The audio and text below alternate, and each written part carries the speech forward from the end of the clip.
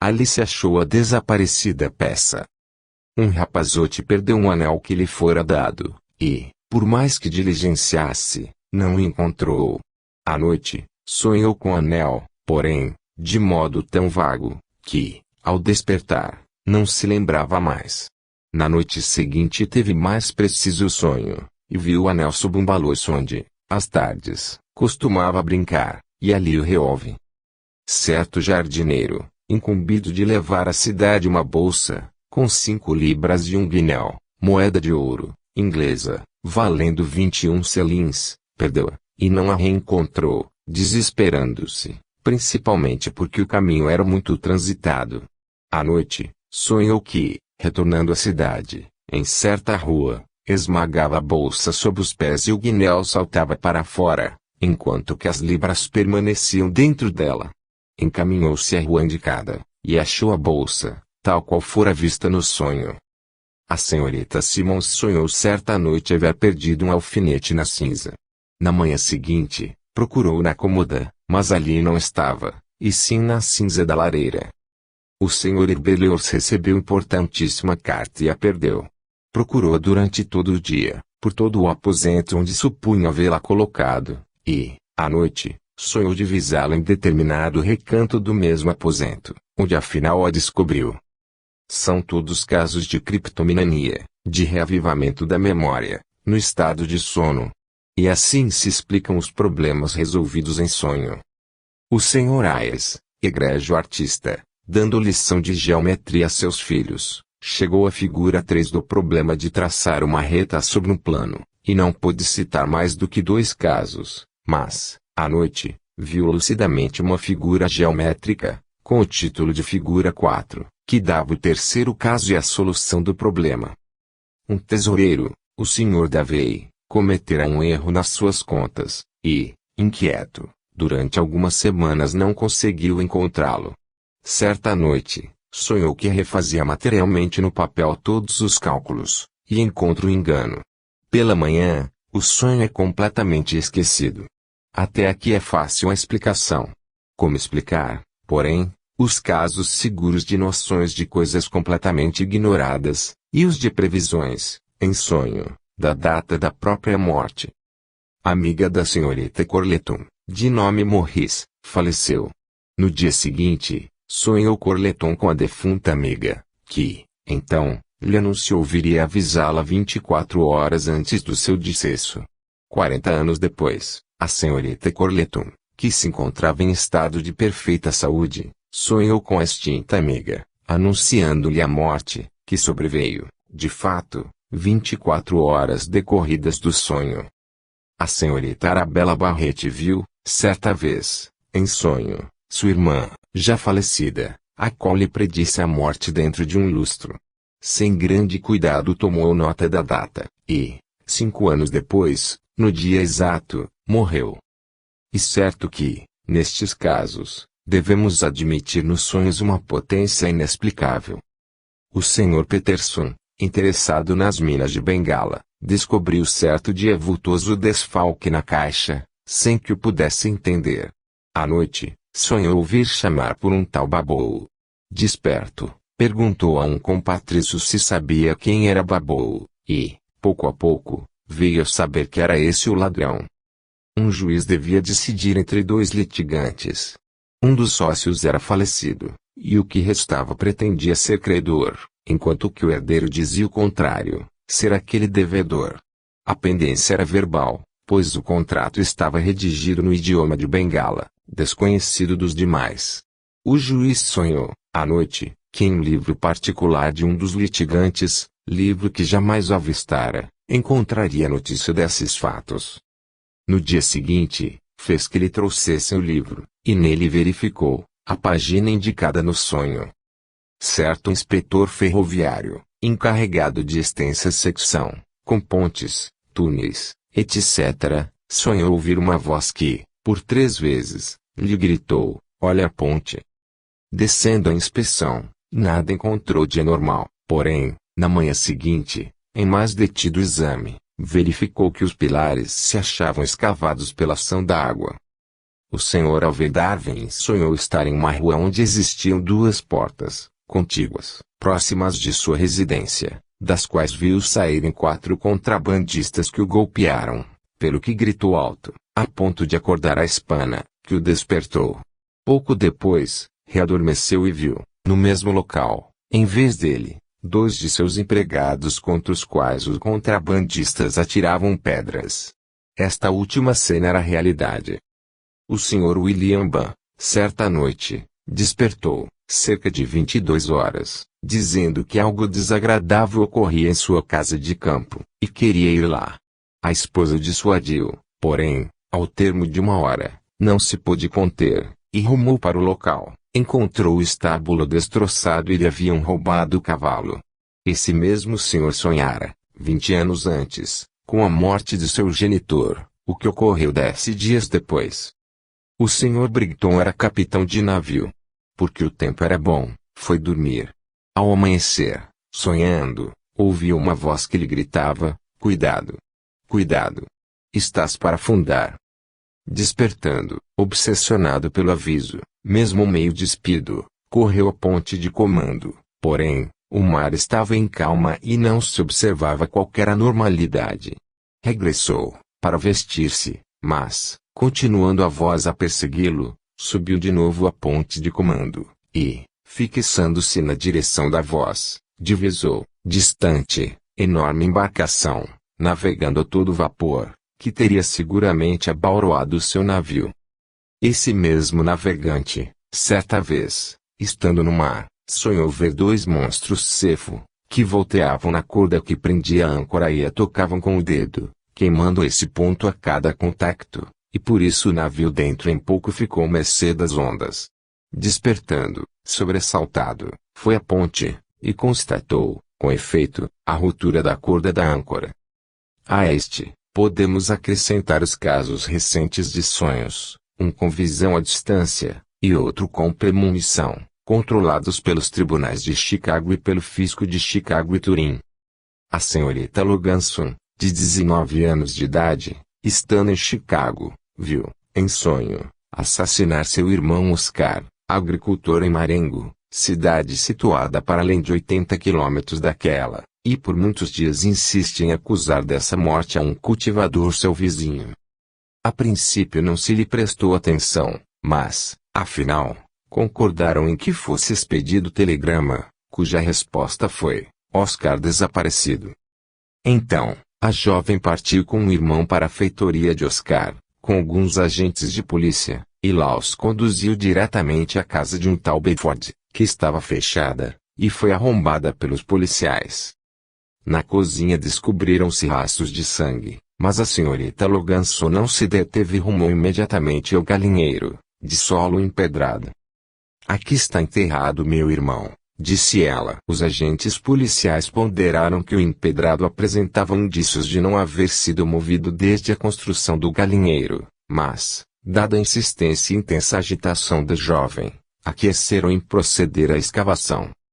Sob o empedrado apareceu primeiro um sobretudo, e, prosseguindo, a pesquisa terminou por encontrar o cadáver de Oscar Loganson a 1,50 m de profundidade. Imediatamente se expediram em todas as direções os sinais de Bedford, que foi detido em Ellis, Nebraska, e comprovada a sua culpabilidade. A senhorita Loganson jamais pôde explicar como descobriu o delito. Dizia simplesmente que o espírito de seu irmão exercia, desde alguns dias, influência sobre ela. Rosa Tironi era uma serviçal, histérica, de 35 anos de idade, que amava um jovem Sil Patrício, com o qual não se animava a casar por motivo da precária saúde do moço, que, efetivamente, morreu aos 25 anos de idade. Certa noite, em novembro de 1908, Rosa sonhou que o rapaz lhe dizia: "Não quero que continue servindo de criada. Joga nestes 4 números, 4, 53, 25 e 30. E os repetiu, para que se lhe fixassem na memória, acrescentando: "Tenho tanta sede. Tira do poço um copo de água e dá-me de beber." Próximo havia com efeito um poço, e a mulher, retirando água, lhe saciou a sede. No dia seguinte, a serva apostou regular soma nos 4 números, que foram premiados no sábado imediato. Esta mulher, que havia sido condenada 4 vezes, por vigarice e furto, tinha de característico o tipo completamente varonil, e do histerismo a tendência para pseudologia fantástica e necessidade imperiosa de trabalhar, de tratar continuamente de especulações incomuns, sem meta e sem dinheiro.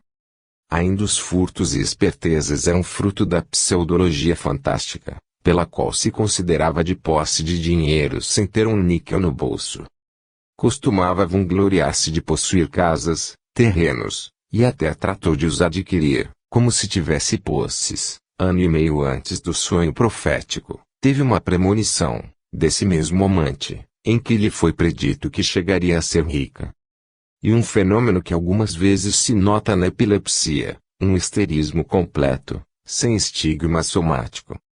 Todas estas observações são suficientes para levar à conclusão de que há uma série imensa de fenômenos psíquicos que fogem totalmente às leis da psicofisiologia, e só têm de comum manifestarem-se mais facilmente nos indivíduos afetados de histerismo, neuropatia, em estado hipnótico ou em sonhos, que se assinalam quando a ideação normal é mais ou menos completamente inativa, e em seu lugar domina a completa ação do inconsciente, que foge a toda indagação científica, o que demonstra a manifestação exagerada de uma função quando o órgão está completamente inativo.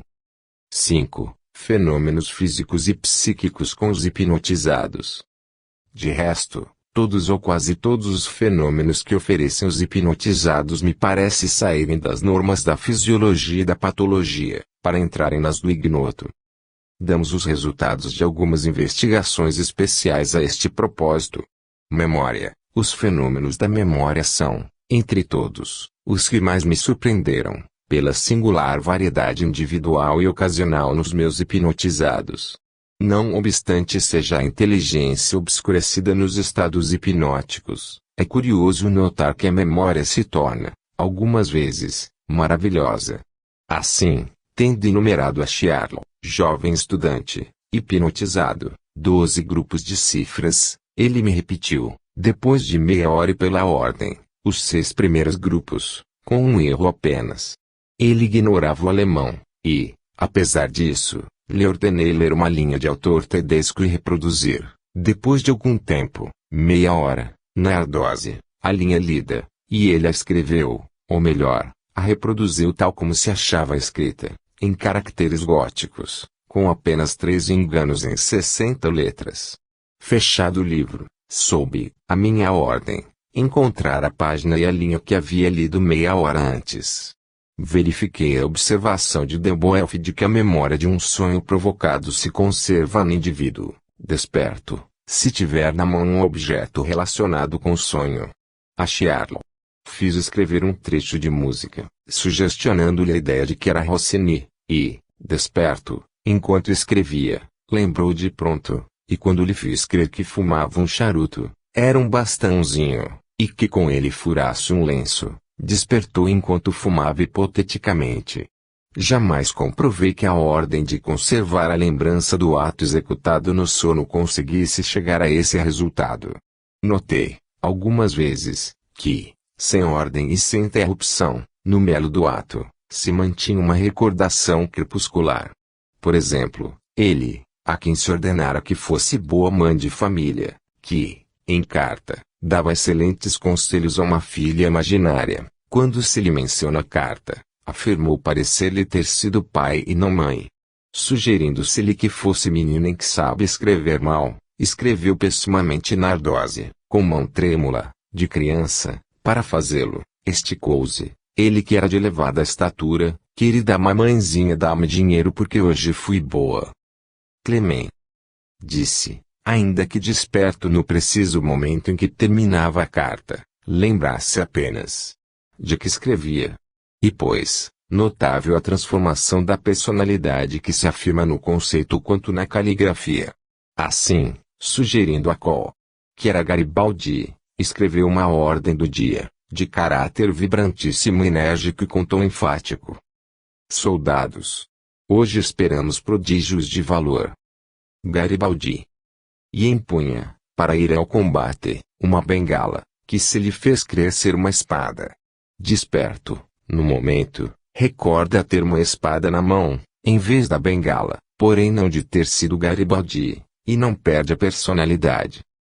Em compensação, recordou, depois, com uma pena na mão, tendo-se-lhe sugerido ser uma arma com a qual tinha de matar uma criança, menina, que havia tido um punhal, porém não este último propósito. Impressionou-me a memória do tempo. A maior parte das ordens sugestionadas, para serem cumpridas à distância, depois de 8 minutos, meia hora, 3 segundos, etc., em 5/7 foram executadas com singular exatidão. Distraídos, ocupados em assuntos que lhes interessavam muitíssimo, os hipnotizados, já em estado normal de vigília, se turbavam de improviso, se interrompiam naquele dado minuto para cumprir a sugestão imposta. Isto, de resto, já é notório, na espécie, nos histéricos que, depois de haverem previsto, semanas e meses antes, o dia, a hora, o minuto em que deve sobrevir o fenômeno histérico, este se realiza exatamente, mesmo ainda com os relógios parados ou com sucessos graves acontecidos ou provocados, adrede, para distraí-los completamente de qualquer reminiscência a propósito. Este fato, já assinalado pelo professor Richet, parece inexplicável, nos casos remotos, porque a divisão do tempo é obra artificial do homem, e os minutos e segundos e tudo quanto depende do mecanismo da subdivisão do tempo se introduziu há poucos séculos nas raças civilizadas. E menester admitir, para explicar, que a civilização foi formando um centro cortical especial para a medida do tempo, e que este centro se aguça em tais casos. Há, entretanto, exceções. Sherlock, que oferece muitas, apresenta esta, e igualmente a senhora Verrall, a miúde, esqueceram o tempo dado, ainda que exíguo, para seguirem a sugestão imposta, mas, não faltou em ambos, quase sempre, no prazo, uma inquietude, a semelhança de alguém que sabe ter algo a fazer e não a relembra com precisão, que se desvanecia à medida que se lhe ajudava a memória, ainda que indiretamente. Imediatamente então, seguiam com verdadeiro ardor o ato sugerido, não só como quem cumpre um dever, mas também se liberta de um desejo irresistível. Por exemplo, ordena-se a Sherlock que, ao término de 28 minutos e 2 segundos, leia certa linha de um livro, em alemão, que estava confundido entre outros muitos objetos. Ele, nesse momento dado, se mostra apreensivo, olha aqui, olha acolá, sem fazer coisa alguma. Depois, quando ante seus olhos é folheado o livro, agarra-o pressurosamente, e, com satisfeito sorriso, abre-lhe a determinada linha. Assim, quando se lhe ordena que leia, transcorridos 12 minutos, em página de livro de anatomia, certo canto de Rossini, que ele, por sugestão, crendo-se Rossini, havia ditado, decorrendo o tempo fixado, permanece turbado, nada executando, até que foi posto o livro ante seus olhos. Verifica-se, neste caso de hipnotismo, a marcha normal fisiológica da associação de ideias, que se vão despertando uma e outra e determinam, à sua vez, os atos volitivos. Esta mesma reprodução das leis fisiológicas normais de associação encontrei em um outro erro da memória de muitos hipnotizados. Tendo sugerido ao Sr. Cole que fosse o bandido Lagala, ele aceitou com grande repugnância, porém, uma vez aceita a sugestão, se tornou cruel, brandiu uma caneta como se fosse punhal e com este trespassou inimigos imaginários, escreveu carta de resgate, em caligrafia rude típica dos criminosos, mas, tendo posteriormente ordenado que refizesse a mesma carta de resgate, 21 minutos depois de desperto, mudei súbito a sugestão, para que fosse criança e pedisse, desperto, doces à sua mãe, o que aceitou com agrado. A carta foi escrita prazerosa, com caráter infantil. Desperto, depois, conversou tranquilo conosco sobre várias coisas, mas, decorrido o tempo prefixado de 21 minutos, se mostrou irritado, turbado, como quem deve executar algo que lhe repugna. Deixando-se-lhe entrever uma folha de papel, Pegou imediatamente a pena e encetou uma carta, com estilo e caligrafia que eram metade de bandoleiro e metade infantil, na qual a menina ameaçava, algo a sério, algo em troça, caso não lhe dessem bombons. Em suma, o caráter do salteador era misto e fundido com o da menina. Porém, rápido depois, arrependido, riscou todas as palavras de cunho infantil e se refez feroz, voltando a um estado hipnótico de ver o bandido, mas não sem ficar em sua caligrafia algum resíduo de maior delicadeza do que na missiva anterior. Aqui se tem prova da denominada estratificação do caráter, Sergi. A primeira sugestão, influindo sobre a segunda, fazendo esquecer a ideia precedente, que lhe era menos agradável, de ser celerado e do resgate, e prevalecendo a ideia da infância, mais grata. Observo que, a exemplo de todos os hipnotizados, ainda os mais ambiciosos e recalcitrantes em aceitar os papéis não muito honrosos, acolheu com sumo prazer a identificação com a meninice, o que se pode explicar com a rosa e a recordação da infância, com a geral simpatia por essa tenra idade, e, acima de tudo, porque melhor corresponde àquele estado de inibição em que se acha o cérebro dos infantes, influi logo em fazê-los modificar a segunda ideia na direção da primeira. Assim, sugeriu-se a Lesk que fosse uma esposa, escreveu, é certo, com caracteres femininos, e pede à sua mãe presto esposo, porém, com lapsus linguae que depende da lembrança do estado anterior verdadeiro, disse, em vez de quero meu esposo, quero esposar minha mulher.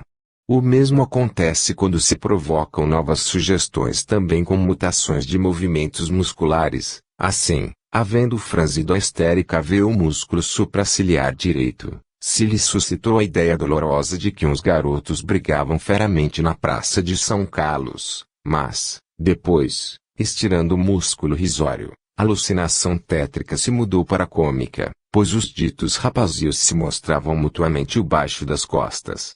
Era uma estratificação ou superposição de uma sugestão sobre a outra. O mesmo se observou com a hipnose provocada em pacientes sãos. Sherlock, a quem se contraiu simultaneamente o músculo supraciliar e o risório, contava, chorando e rindo ao mesmo tempo, que o mono afogava o seu dono com a fúria dos macacos. Aqui estratificação se verificou e fundiu, junta e rapidamente. Esta última observação não é nova, porque remonta primeiro a do Montpellier e depois ao Dr. Silva, mas este caso se comprovou não apenas nos histéricos, como acentuamos, mas também nos hipnotizados. Escritura, confirmação curiosíssima de observação de Richet pude fazer, quanto à escrita, em relação ao caráter moral, tanto no histérica quanto no hipnotizado. Há uma histérica de medíocre cultura, a quem se fez traçar uma carta, com a sugestão de que fosse menina, escreveu-a com a letra infantil, depois, com letra viril, ainda que pouco elegante, quando se lhe deu a sugestão de que era um coronel. Mas, a experiência foi mais perfeita em 3 estudantes muito engenhosos. Fizemos a Sherlock, em menos de uma hora, mudar o tipo caligráfico e moral, no de menino, Aldean, que conduz pombos, Napoleão, Garibaldi, calígrafo e velha nonagenária. A Lesk, o caráter normal se transmudar no de um menino, no de noivo ao que aprecia o casamento, caráter absolutamente feminino, e no de Campônio. A qual, em menino e em turbulento, inteiramente diverso do seu caráter normal. Como se vê, se bem que as sugestões ordenassem mudar de sexo e de assumir as mais diversas condições, não só as ideias e a ortografia, mas também o tipo caligráfico mudaram de modo completo, e muitas vezes do habitual, no mesmo indivíduo. Encontramos não só o caráter de menina, que muitos estimam e sabem assumir, mas aquele que é mais difícil para um homem, qual o de mulher jovem, o de velha, o de camponês, e depois o de militar enérgico, tipo Garibaldi e Napoleão. E curioso ver um estudante distinto tornar-se malfeitor, e, assumindo tal caráter, traçar vigorosamente o T, com a maneira tosca que assinalei nos criminosos. E bem estranho que o fenômeno aparentemente mais imutável, a personalidade, possa mudar a tal extremo no estado hipnótico, e, por fim, mais vezes no mesmo indivíduo. E esta, pois, uma nova dificuldade que se adiciona para castigar certos crimes de vingança, calúnias anônimas, de obrigada execução em estado hipnótico. Agora que uma bela descoberta do nosso compatriota Bianchi demonstrou a grande frequência de cartas anônimas escritas pelos histéricos, que é quase como que um caráter específico do histerismo, fato baseado especialmente na observação de múltiplos processos histéricos e particularmente no de Conte, que expedia cartas assinadas por imaginários inimigos e redigidas à guisa de constituírem prova contra eles, prova que teve também um efeito jurídico. É muito provável que nestes casos acresça uma dificuldade mais na descoberta da culpa e do seu autor, que, investindo-se da sua parte, mude também a caligrafia, e depois, para rebater a calúnia, se adicione uma prova de mais na semelhança da letra, na falta de toda analogia com aquele original. Os estados hipnóticos, tanto provocados quanto provindos de enfermidades, têm grande variedade, embora, em suas linhas gerais, entre eles sempre se ajustem, como vimos no que diz com a memória. Vejamos na vontade, esta, por exemplo, é na maior parte abolida e substituída frequentemente pela do hipnotizador, mas não é verdade que o seja sempre. Sabido já era que muitas vezes os hipnotizados podem revelar-se contra uma sugestão que esteja em perfeito antagonismo com o seu próprio caráter, e isto, até certo ponto, pode servir de medida da força do caráter de um homem. Assim, uma mulher, não muito moralizada, histérica, hipnotizada, me obedecia com ardor, quando lhe ordenava fosse ladrão e também namorado, coronel mulherengo, mas rebelava-se quando eu pretendia fosse um cientista ou pregador de moral, e mais lhe repugnava mudar de caráter do que de sexo. A prova mais curiosa obtive em dois estudantes, Cole e Charlotte, a quem sugeri fossem ladrões, e que, antes de obedecer, fugiram impetuosamente do aposento, correndo quais loucos pelo pátio. Prosseguindo, sugeri de novo, imperiosamente, que fossem ladravazes, pondo ao seu alcance valioso objeto, mas, tapando o rosto com as mãos, percorreram a habitação, agitados, com a atitude de quem sente pesar na prática de ação má, e depois um despertou, dizendo não quero ser, enquanto que o outro, apanhando o objeto e metendo no bolso, o repeliu imediatamente depois. Mas, este segundo, sugerido de ser um grande salteador, mostrou repugnância, a princípio, e terminou por investir-se naquela parte mais aceitável pelo lado heróico, mostrando-se feroz e ditando, como lhe fora ordenado, uma carta de resgate. Depois de se haver deixado converter em Rossini, quis persuadir a Charlotte que fosse a sua mulher, porém recusou. Disse-lhe: Senhora Rossini, dê-me uma xícara de café. Com mau modo respondeu: dirija-se à minha mulher. Disse-lhe que era Charlotte, e despertou. Sugerindo-lhe que escrevesse, sou um trapeiro, recusou, e desdenhosamente. E Lombroso é um trapeiro, escreveu pouco depois, quando busco persuadi-lo, com oportunos argumentos, quais os do respeito ao filho do povo, e com o dizer que eu próprio havia sido operário, etc. Isto se explica pela tendência megalomana já observada nos hipnotizados, e assim nos meninos e nos selvagens. Sugeriu-se a Charlotte que fosse Napoleão, e aceitou de imediato a honorífica personalidade, porém, ordenando-lhe que escrevesse na lousa uma ordem do dia aos seus soldados, recusou, e, em vez disso, ditou, com altivez napoleônica, soldados, uma vez que se pode ordenar ao imperador que escreva em uma lousa, demito-me do cargo. Napoleão.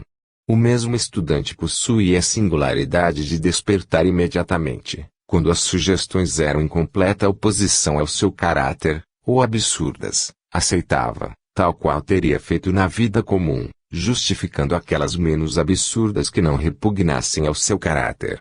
Assim, concordou em ser Napoleão e ser um menino, porque todo grande homem passa antes pela infância, o que prova que, nas determinações humanas, mais vale o caráter que a inteligência. O mesmo aconteceu com uma histérica quem se sugestionou fosse primeiramente soldado, e depois coronel, fui promovido, repetia.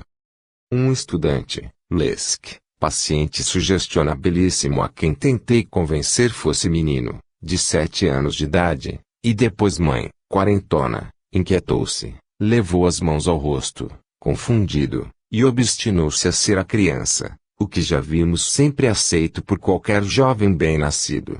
Veja-se acima. Há, pois, um limite nas sugestões do caráter, porém, a exemplo da vida comum, este limite pode ser transposto com educação hipnótica. Um dos meus estudantes, um único, me declarou que, à medida que era submetido às práticas hipnóticas, se tornava mais rebelde, o que comprova a grande variação individual. Inteligência. A inteligência parece muitas vezes dominada, ou pelo menos debilitada, acima de tudo é a palavra, tanto que dificilmente se resolvem a falar sem uma ordem, e algumas vezes um vivo estímulo, e não raro estímulo repetido. Certa histérica não responde senão quando se lhe comprimem as últimas vértebras dorsais e ao mesmo tempo se lhe repete energicamente a ordem de falar. Mais espontaneamente gesticulam e escrevem. Apesar disso, a excitação produzida pelo estado de sugestão, a invasão, direi, da nova personalidade com a qual se identificam, faz que se exprimam às vezes por gestos e escrita com habilidade que não lhes é própria do estado de vigília. Assim, um, sugestionado de ser fotógrafo, executou todas as operações do ofício que jamais realizara na sua vida de banqueiro. Veja-se, por exemplo, o jovem Sherlock, quando se tornou Napoleão, com quanta eloquência escreve, usando também idioma estrangeiro. La patria tem par vos dis prodiges de la valeur dont nós sommes merveilles les antilles Elvis diz Grex. Ordenando-se-lhe que fosse Rossini, note-se bem que ele tem noções de música, escreveu todo o trecho musical. Dao tu stellatus oglio, signor, te volgianoe, etc., e o assinou. Ordenando-se-lhe que executasse o trecho, responde ser aquele mais belo do que difícil, mas o piano não era suficientemente bom. Solicitado a cantar, acompanhando-se ao piano, o fez, corrigindo um erro junto ao clave, ocorrido na música escrita, e colocou um sustenido no dó do stellatus oglio. Observei que o jovem S, sugestionado para que fosse mulher, iniciou um bordado de ponto de cruz em semicírculo, que umas senhoras me disseram estar executado verdadeiramente segundo a arte. Ora, ele não havia jamais aprendido a bordar, e desperto não saberia fazê-lo, porém, tinha irmãos que bordavam, e devia ter-as visto, embora distraidamente, realizar esses trabalhos, e a percepção organizada em tempo e permanecida inconsciente, nos centros psíquicos, reaparecia e exagerava-se sob o estímulo da sugestão. Os indivíduos incultos, porém, ainda que sob a sugestão para personagens ilustres, permanecem sempre vulgares, e mostra grande repugnância no escrever, como sucederia em estado de vigília, e ainda maior. Dinamometria. Temos estudado a força muscular de alguns hipnotizados, antes e durante o estado hipnótico. Não podemos dizer, pelo que concerne aos resultados da força muscular, que, no estado hipnótico, se tem aquele aumento constante, nem depois da sugestão de atletismo, que faria suspeitar a hiperexcitabilidade neuromuscular, que, como é o característico do grande histerismo, assim se nota nos primórdios da grande hipnose. Em 2, com o dinamômetro, se teve um acréscimo notável, porém, em 1, Sherlock, que oferece tantas outras singulares exceções, se obteve uma diminuição em estado hipnótico, porém que cessava, sem voltar ao estado de vigília, quando se lhe ordenava aumentar a força. Nos outros, a ordem de atletismo aumenta, sim, a força, mas de pouco. Sherlock. Em estado de vigília, 40 quilos, à direita, 35, à esquerda. Em estado hipnótico, 25 quilos, à direita, 32, à esquerda. Atletismo ordenado, 29 quilos, à direita, 27, à esquerda. Lesk. Desperto, 90 quilos com as duas mãos, 37, à direita, 44, à esquerda. Hipnotizado, 97 quilos com as duas mãos, 39, à direita, 44, à esquerda. Atletismo sugerido, 98 quilos com as duas mãos, 39,49, à direita, 46, à esquerda. Call. Em estado de vigília, 50, à direita, 48, à esquerda. Hipnotizado, 55, à direita, 55, à esquerda. TED. Desperto, 35, à esquerda e 40 à direita. Hipnotizado, 32 esquerda, 25 à direita, com singular prevalecia para a esquerda, Mancisco, no estado hipnótico. Tendo, porém experimentado medir quantos segundos poderiam ter estirado, sustentado um peso de 7 quilos em todos se notou diminuição, malgrado, também a ordem em manter teso por muito maior tempo. Lesk. Desperto, à direita, 48, à esquerda 40 Chiar 32. Hipnotizado à direita 45 à esquerda, 45 Chiar 32. Atletismo determinado, à direita 45 à esquerda 35. Psicômetro, resultado similar se obteve com psicômetro e para equação pessoal. Se tratasse de jovens de superior inteligência, as cifras desta difeririam um tanto no estado hipnótico das do estado de vigília. O estado hipnótico em um era acompanhado de obtusidade, em outro de leve agudeza à vista. A sugestão só em um dos dois obteve maior acuidade. Certa havia, de 17 anos de idade, filha de alcoólatras e com um irmão sonâmbulo, histérica desde há 24 meses que cai em sonambulismo e mais leve pressão nos olhos ou mirando no espelho. Com maior agudeza e menor diferença entre máxima e mínima no ouvido e menor acuidade e maior diferença dos extremos na vista. É preciso notar aqui o fato singularíssimo, no exame, em estado hipnótico, além de manter-lhe os olhos fechados, ainda os tapei com a mão, o que não impediu dar à vista resultados pouco diferentes dos do estado de vigília, com os olhos abertos. Sensibilidade tátil. Esta mesma histérica apresentou, em estado de vigília, sensibilidade tátil comum, 1,6 à direita, 1,9 à esquerda. Hipnotizada, apresenta na mão 0,5 à direita, 1,1 à esquerda, ou seja, a maior delicadeza. Desperta, tem sensibilidade da trena de Dubois-Raymond, 30 à direita, 56.000 à esquerda. Sensibilidade dolorífica, 48 à direita, 55 à esquerda. Em estado hipnótico, a sensibilidade dolorífica é muito pouco mais obtusa, mão direita, 45, mão esquerda, 46. Sugestionada para ser paralítica, ficou totalmente insensível, a zero, os olhos permaneceram insensíveis à luz, e mesmo ao brusco aproximar de uma lâmpada, quando se lhe sugeriu fosse cega. Sugerindo se lhe fosse surda, não se abalou com o detonar súbito de um revólver atrás da orelha. Hipnotizada, mais vezes, olhos fechados e vendados, conseguiu ler várias linhas de um livro. Pulso, intentei verificar com ela a observação de Belnis, de que o pulso se acelera ou retarda, sob a sugestão, e achei resultados pouco conclusivos para lhe poder dar a importância que lhes atribui aquele observador. Ela apresentava 62 a 66 pulsações, ordenou-se-lhe que o coração batesse mais devagar, e deu, ao contrário, 66 a 68. Mais tarde, estava o pulso a 70, ordenou-se-lhe aumentar e acusou não mais de 71 e 68, ordenando-se-lhe o abaixamento, deu apenas 55 a 59. Obteve-se, em compensação, resultados evidentes de elevação até 80, quando se lhe sugere estar ela saindo de uma festa dançante, e de depressão a 53, ao dizer-lhe que estava imersa em banho frio. Temperatura, o mesmo se diga da temperatura, que variou nela, é verdade, sob a ordem de subir, de 37 graus,8 a 38 graus, a 38 graus,2, porém não desceu quando ordenamos.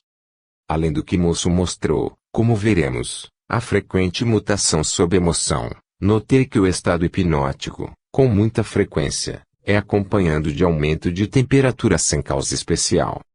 Em Lesk, acordado, de 37 graus,1 sob a temperatura, em estado hipnótico, a 37 graus,8, em Call, desperto, de 37 graus,3 sobe, hipnotizado, a 37 graus,9, em Sherlock, em vigília, de 37 graus,4 se eleva, hipnotizado, a 37 graus,9, e de 37 graus,1 a 38 graus.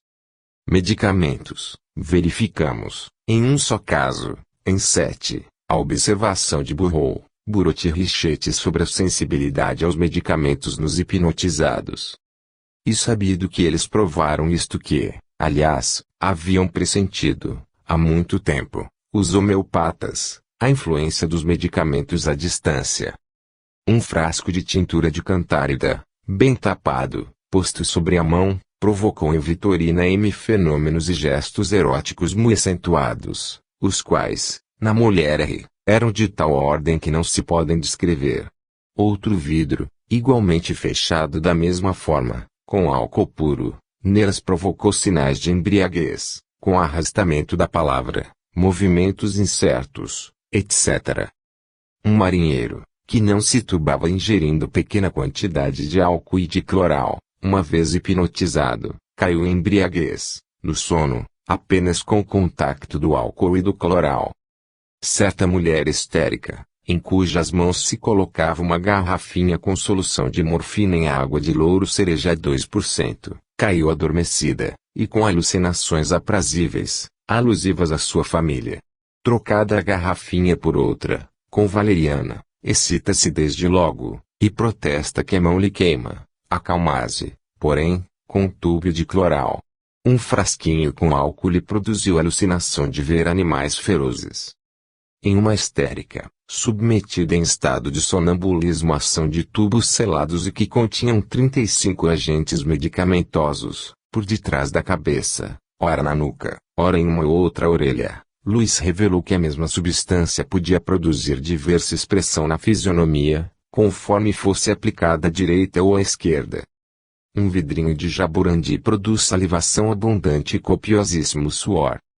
E assim se revelaram alguns efeitos, direi, psíquicos e físicos dos remédios, que poucos médicos, até agora, conheciam. Assim, a água de louro cereja provocou, juntamente, convulsões, êxtases e visões religiosas.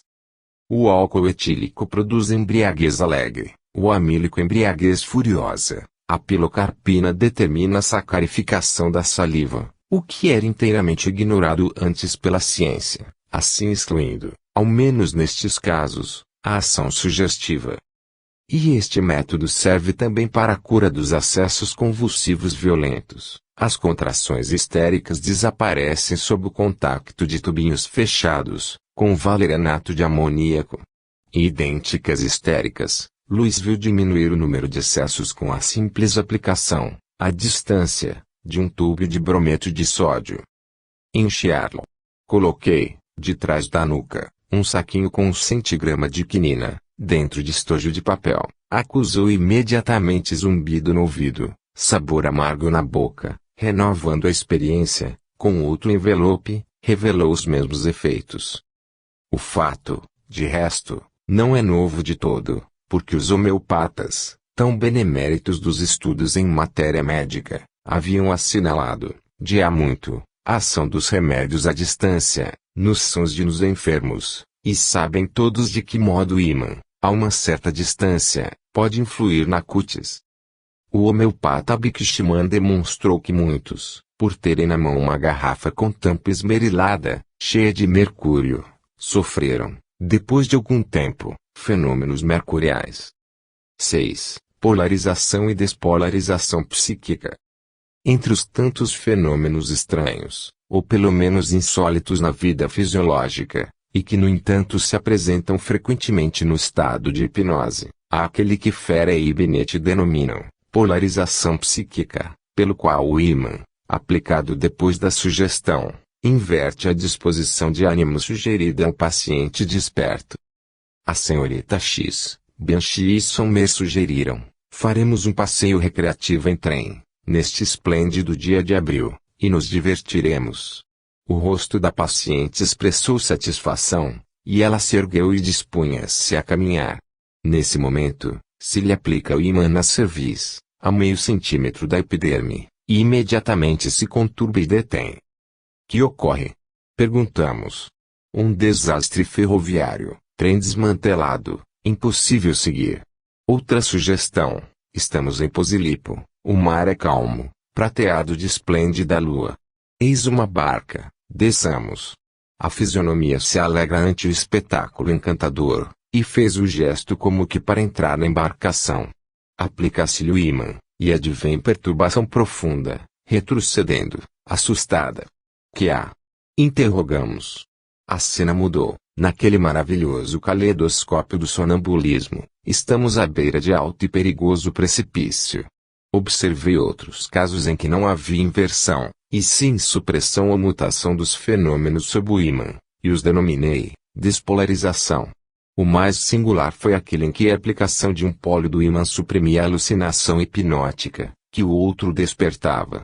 O paciente RP, de 13 anos de idade, pai falecido por encefalite, mãe anêmica, histérica e sujeita a alucinações hipnagógicas, incubo noturno e cefalgia, tinha fisionomia feminina, cabelos ruivos, cutis finíssima, crânio dolicocéfalo, fronte estreita coberta de penugem, desenvolvimento genital algo atrasado, falou tarde, aos 30 meses de idade, revelou-se exageradamente sensitivo, algumas vezes, sonhava desperto. Atendia bem ao estudo e mostrava certo gosto estético para os trabalhos de ponto aberto e de bordado. Em consequência de traumatismo, sofreu uma coxalgia grave, e, depois de 40 dias, quando esta melhorava, a 15 de março é tomado de improviso por hipnose, perdendo nela a consciência da dor, a visão, e, com frequência, o ouvido.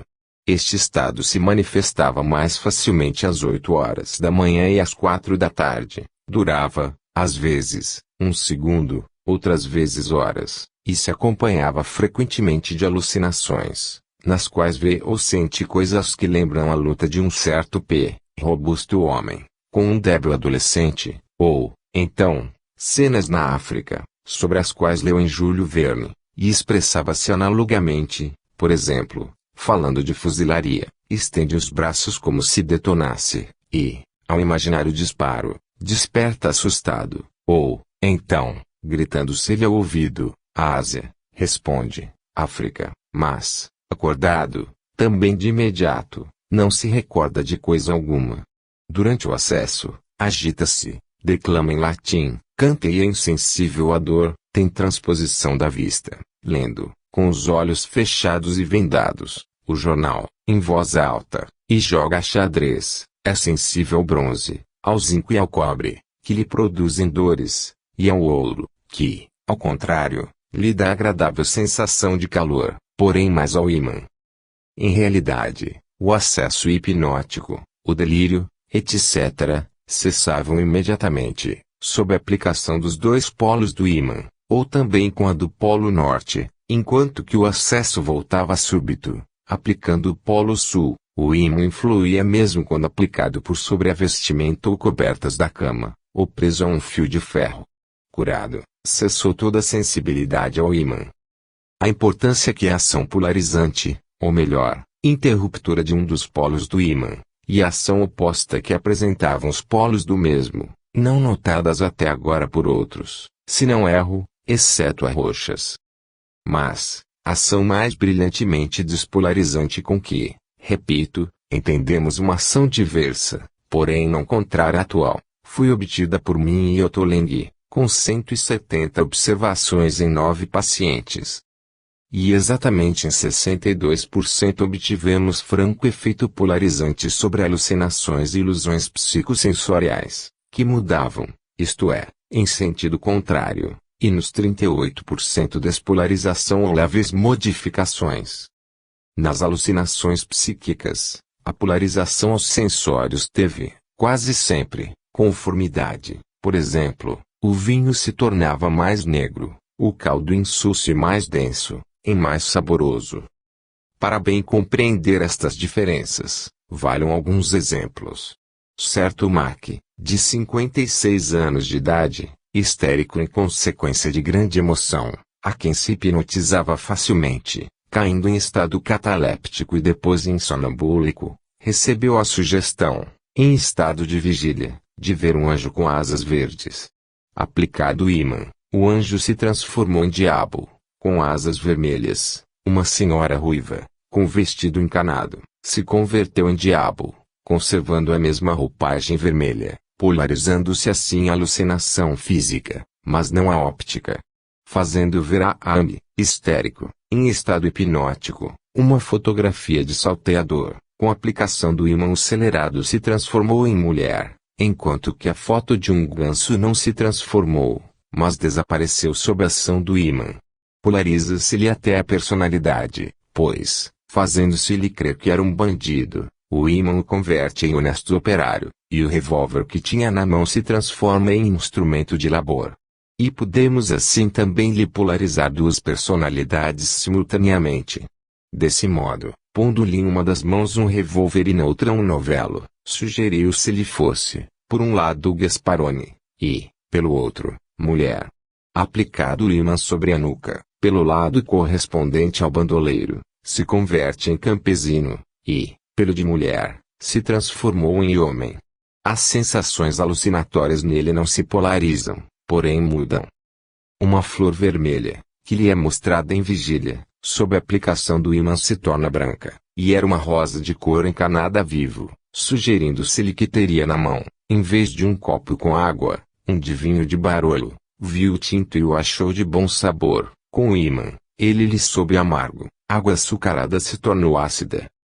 A um G, submetido já a longas práticas hipnóticas, a fotografia de um esqueleto se mudou na de uma jovem, o homem, em mulher, e vice-versa, uma ninfa pompeana, em horrenda bruxa, completa, pois, foi a polarização, mas, ao contrário, uma água açucarada se fez salgada. Um avental encanado se mudou em branco. Houve mutação, não inversão do gosto, despolarização nas alucinações sensoriais, e não nas psíquicas. Em um quarto indivíduo, alcoólatra, se obtiveram sempre despolarizações, lã encanada ou amarela se descoloriram para brancas, ácido acético se tornou amargo e água doce em ácida. Em um quinto se obtiveram diferentes mutações, tal como ocorreu em caso já citado, conforme os polos do ímã. Por exemplo, aplicado o ímã, uma cruz preta se tornou branca, sob a ação apenas do polo sul, passou a cor amarela, e, com o polo norte, volta a cor preta, um torrão de açúcar, coisa de que muito gosta, não muda de sabor sob o ímã. Em um sexto indivíduo, o ímã, posto perto da nuca, esmaecia as imagens, mas, aplicado diretamente, as fazia desaparecer. Os efeitos máximos foram obtidos com aplicação do ímã, porém, idêntico resultado deu, em 5/9, aplicando um dedo sobre a nuca do paciente. Os indivíduos inibidos por fortes paixões ou arraigados hábitos não se deixavam influenciar pelo ímã. Assim, em um marido dominado pela mulher, a imagem dela não mudava, nem com o ímã, nem com a sugestão, e uma velha criminosa não mudava a simulação, nem confessava as mentiras postas em prática, antes da sugestão, para justificar-se do delito. E singularíssimo fato de que em quase todos estes a imagem alucinatória se assimilava como se fosse imagem real. Por exemplo, com a lente a mais 3 graus, se agrandava, e com a lente a menos 3, se apequenava, mudando a distância da lente, trocava-se a dimensão da imagem.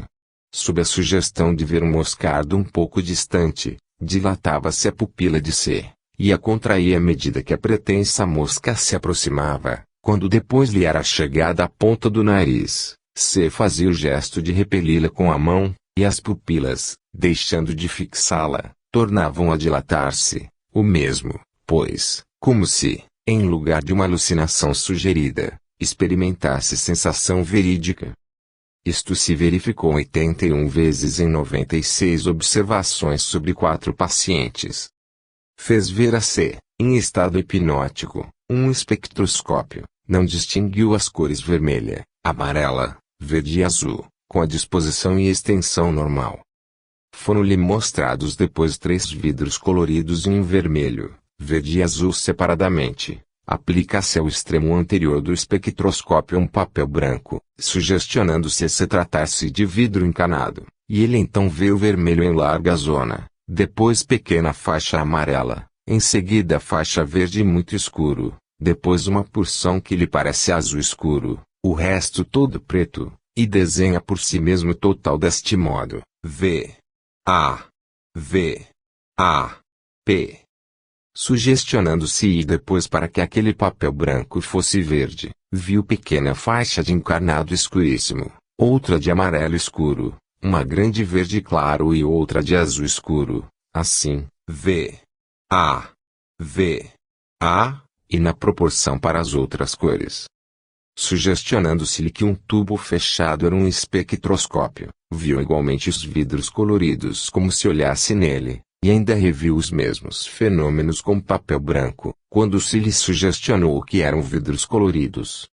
Note-se que se agia em estado de completo automatismo, desenhava quanto observava, sem se aperceber quando a pena estava enxuta, pois ficava imóvel por muito tempo, transe hipnótico. Na dúvida de que tudo isto dependesse da nossa sugestão, foi repetida a experiência sobre os mesmos objetos, com indivíduos que ignoravam completamente estes estudos e obtiveram-se os mesmíssimos resultados. Estas singulares experiências, praticadas em número de 65, com 4 pacientes, deram os mesmos resultados 63 vezes. Tanto os fenômenos de polarização, quanto aqueles de despolarização, podia-se tentar explicá-los por uma orientação especial que imprime nas células corticais o movimento molecular próprio do ímã. Porém, quando o efeito igual se obtém com um dedo, como justificar essa explicação? E depois como explicar que as imagens sugeridas se comportem como se fossem reais, que a imagem alucinatória siga as leis da óptica, conforme obtivemos em 84% das nossas experiências com a lente, e 96% com o espectroscópio. As sensações visuais que se formam em nossos sentidos desfrutariam nos hipnóticos das mesmas propriedades das que partem dos centros corticais. As imagens corticais alucinatórias estariam sujeitas às modificações provocadas pelos meios interpostos, como se os centros sensórios corticais pudessem substituir-se aos órgãos dos sentidos e atuar sem estes. Tudo isso parece um absurdo fisiológico. E como se pode explicar a mutação quase instantânea na consciência da própria personalidade, e isto também com a simples aplicação de um ímã, da personalidade, primeira a surgir e a última a desaparecer no homem?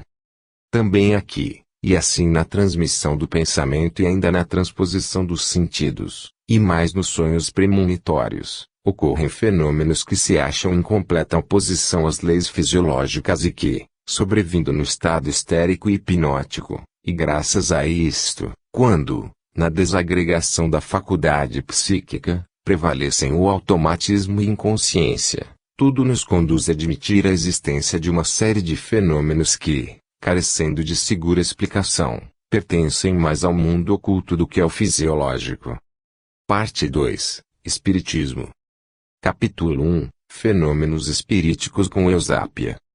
Mesmo depois de estar convencido disto, a principal objeção que eu havia adotado para não me ocupar com os fenômenos espiritistas, por inexplicáveis pelas leis fisiológicas, veio faltar-me, e eu, embora ainda repugnando, terminei, em março de 1891, por aquecer em presenciar uma experiência espiritista, em pleno dia, a sós com Eusápia Paladino, em um hotel de Nápoles, e, tendo presenciado levitações de objetos pesadíssimos, sem contacto, então, aceitei ocupar-me com isso. Eusápia Paladino, nascida em Murge, em 1854, aos 8 anos de idade viu o pai assassinado por bandoleiros, acolhida primeiro pela avó, que a maltratava, e depois abandonada na rua, foi recebida, muito jovem, como que por ato de caridade, na tarefa de ama seca, em casa da alta burguesia de Nápoles.